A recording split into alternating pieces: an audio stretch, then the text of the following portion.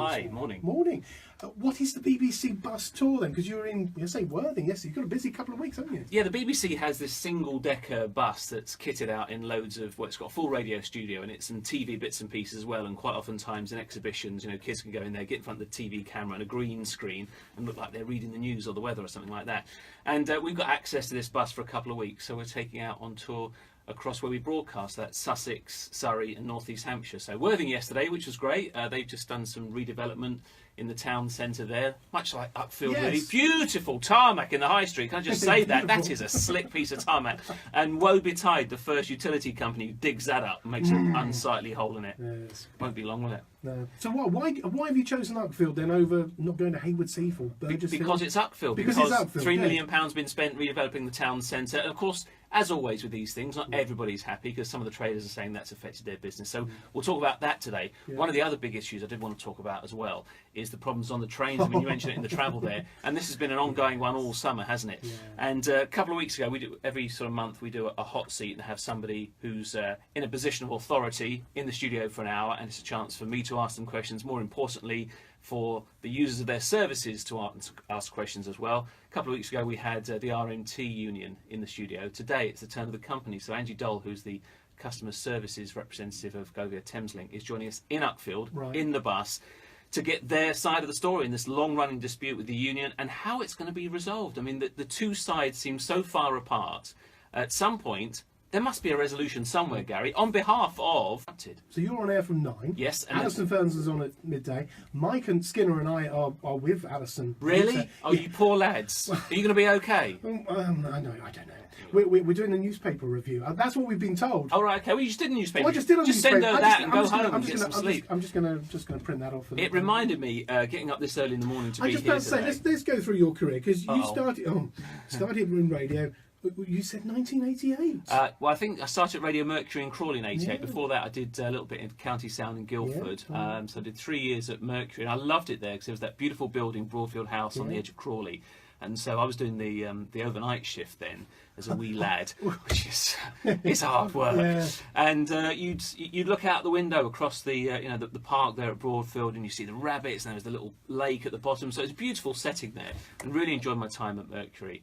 After that, I moved to Southern FM, or Southern Sound as it was, then Southern FM in 91.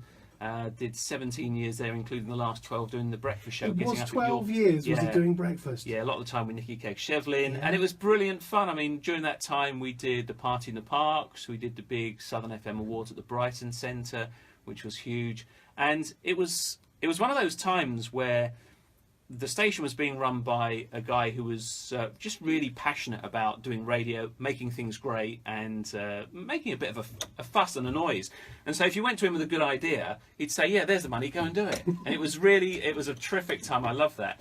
And then this opportunity, just when I was kind of thinking, well, what else should I be doing, to work at the BBC came along. That was 7 years ago already, and that's flashed past. Yeah. So doing the sort of 9 till 12 show on BBC Sussex and Surrey, just gave us an opportunity to expand in some of those other areas I've been interested in. So the interviewing, and whether that's your politicians, your prime ministers, or just talking to people about their lives and their story, which is quite often the most fascinating part of it. And that's something you could never have done working on commercial radio, because it wasn't so much, not a lot of interviews. Going back to breakfast then, what time were you getting up? Because breakfast started at 6, or was it 5? No, 6. We were in the office at 5, so usually up about 4:15. It just reminded me coming out this morning, as you see the sunrise, and your lovely spot here on Uckfield FM in the studio on the farm here, in Bird Eye Farm, and this little oast house here, and the sun was glinting off the very top of it there. It's beautiful. It just reminds you how nice it is to get up in the summer to do the breakfast show, and just how grim the winter is. Yes.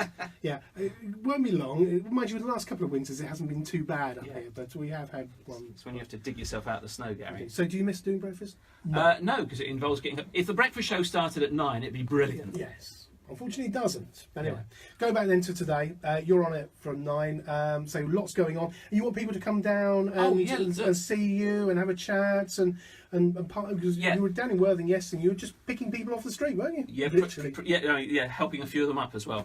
So look out for big white single-decker bus in a place where you normally wouldn't expect to see a bus. So we're in Bell Walk, and we're there. I'm on at 9 till 12, Alison 12 till 4. You boys are going to turn up later on. Come along, say hello. We've got some limited BBC stuff for you.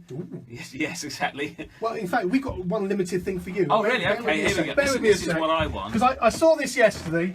What is this yesterday, that you lot of handing out flags. So here is just for you. Oh, look at that. Is an Uckfield FM flag. I'd like to see that, please. It's a little one for Facebook Live. There you go. Put that. I shall stick that on the windscreen wiper. On the windscreen wiper on your bus. That'll upset our coach driver, Adrian. You'll be really pleased with that. Good. So what's going on here this morning? Well, I'm just going to carry on. We're giving away tickets this morning to go to the Autumn Show at Harding Line. Oh, yeah. I've got to do the news. And you see, I'm not here all on my own. You have people running around. You have people doing your travel for you.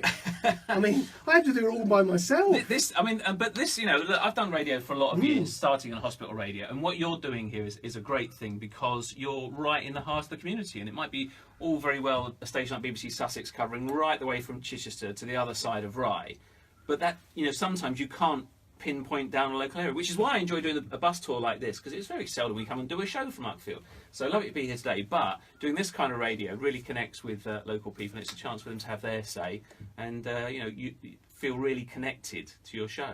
Well, you know where we are. Yes. If things if it takes a turn for the worse, which can happen at any time at the BBC, you know that.